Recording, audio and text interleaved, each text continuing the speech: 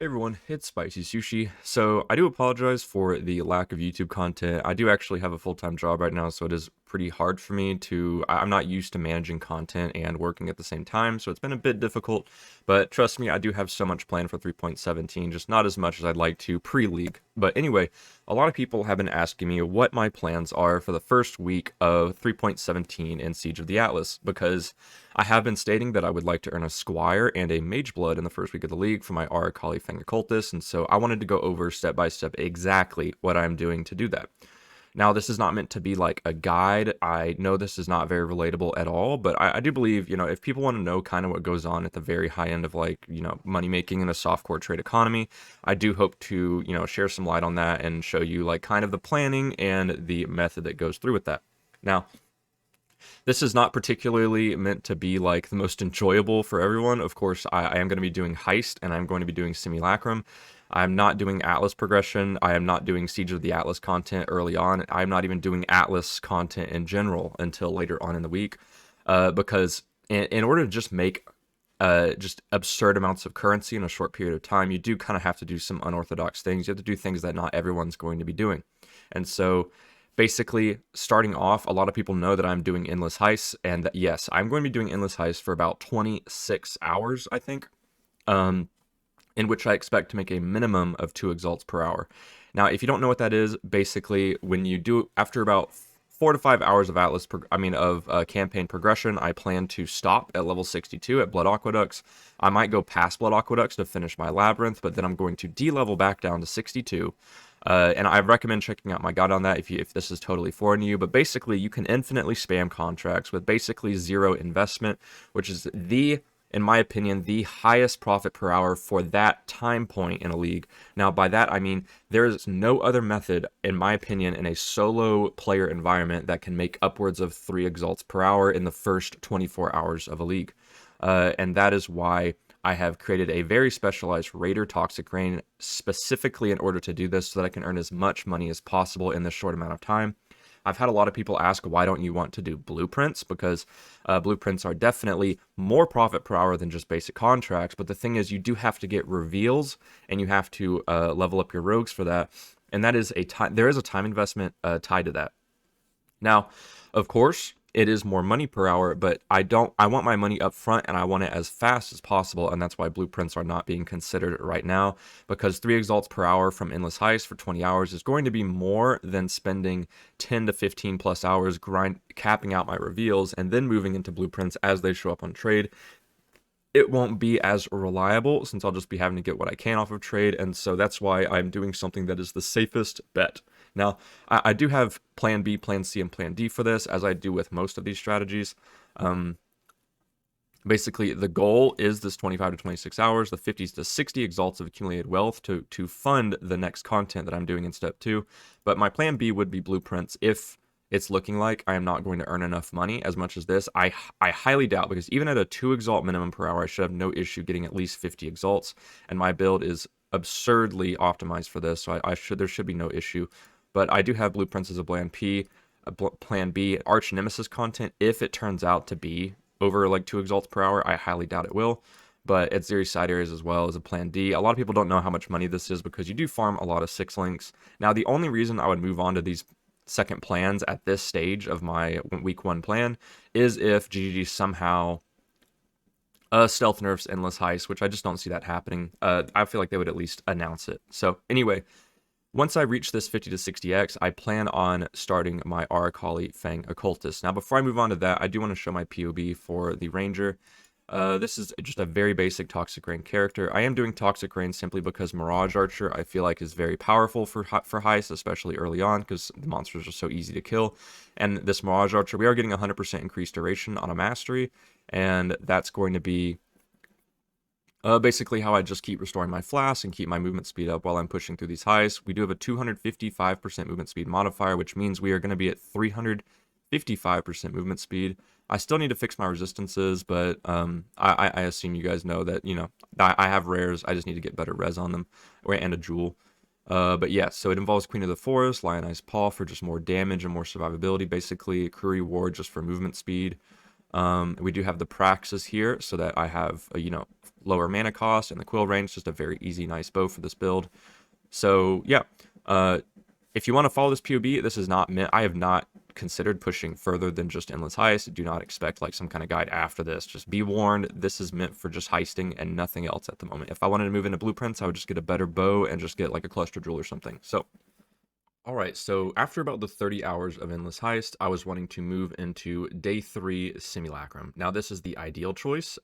If this is not possible, I do have backup plans. It's very important if you're doing strategies like this to have backup plans in order not to just get stuck. Because every hour that you waste trying to figure out or lost, or you're not prepared for what to do if like a situation arises, that's time that you're just not making money, right? So I know I haven't gone into a whole lot of detail what the money is in Endless Heist. It's basically just raw currency and like some uniques and div cards and stuff. I do have a whole video covering this, so feel free to check it out if you want to know more about that. But anyway, the 50 to 60x would go to fund the Aracali Fang Occultist, which is currently like my favorite build in Path of Exile, which is why I chose this. Now, I know this is very different from the Toxic Rain Raider, and yet I am actually going to be re-leveling for this. Now, the reason I'm okay with that is because I did a lot of testing trying to make a heist farmer with Witch, but no matter what I did, I was still coming up with a character that was like 3 times as slow when it came to efficiently doing these heists. And therefore, if you're going to spend 30 hours, like it's very demotivating to think that if I spend 25 to 30 hours on a Witch, those 30 hours are the equivalent of just 10 hours if I had done it on a Toxic Rain Raider. So that is why I decided it's more worth it just to spend 30 hours on the Toxic Rain Raider, which will just obliterate the currency per hour of my Witch if I'm going to spend that long of a period of time, and then just spend the 4 to 5 hours re-leveling the Witch. It just makes more sense to do that, and I know it's a little painful, but it's how it is.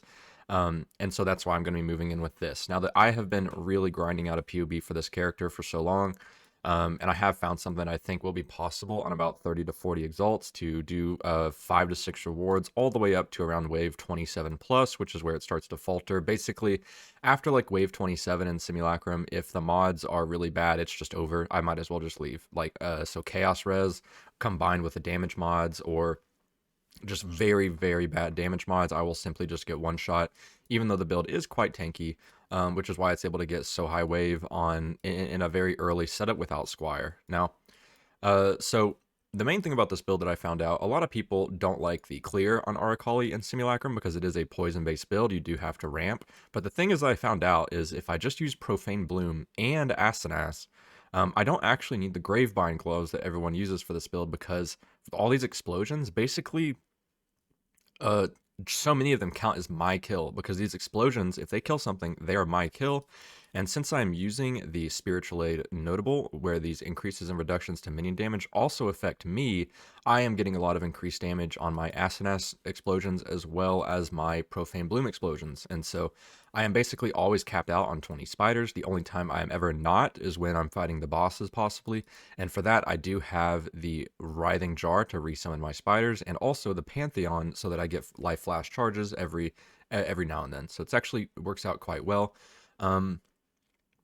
If I were to describe what this build really is, I would say it is a curse spot or a stacker minion build, because basically I am stacking basically 5 curses, I believe, through the Doedre's skin. Basically, it bypasses curse limit. I put down an effigy, and all the enemies around that effigy are cursed, and so I am cursing currently with Temporal Chains, Despair, Punishment, Enfeeble, and Poacher's Mark.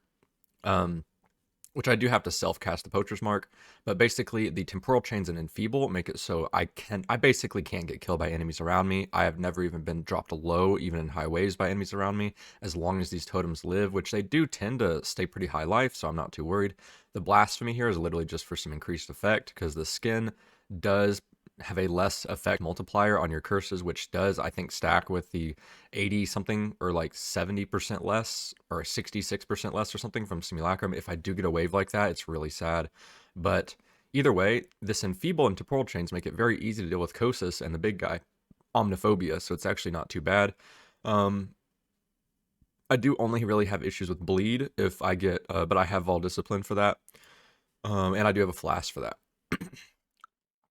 So even though the EHP is not extremely impressive, especially for Simulacrum, with a 20k hit, we have a 25k thing here, but you can't really see the EHP that comes from just curses, assuming that everything is cursed.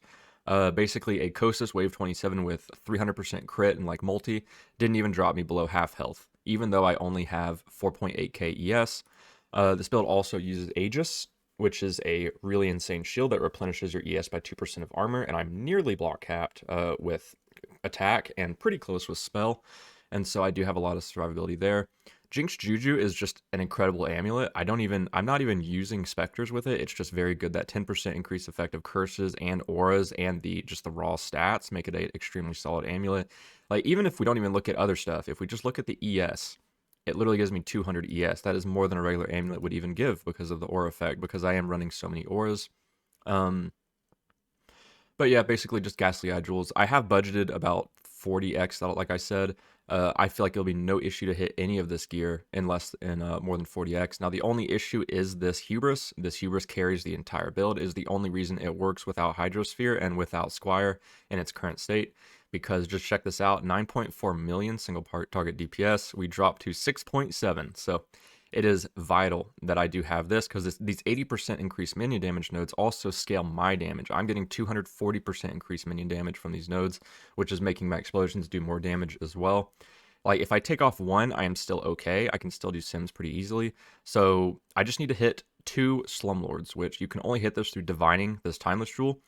But the problem is getting the Timeless Jewel. Divines are actually quite cheap, and I can hit 2, I've noticed through my data, in about 20 to 30 Divines, which should only be about 100 to 150 Chaos. But the problem is that this Jewel, I don't think it'll be available early on, maybe only from a Divination card.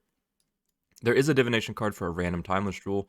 There's a 1 in 5 chance that I get the Elegant Hubris, and then I do have to divine it. So I really do hope this shows up, because without this, the build doesn't work, and I will not be able to move into it day 3. But either way, let's jump back into the Simulacrum.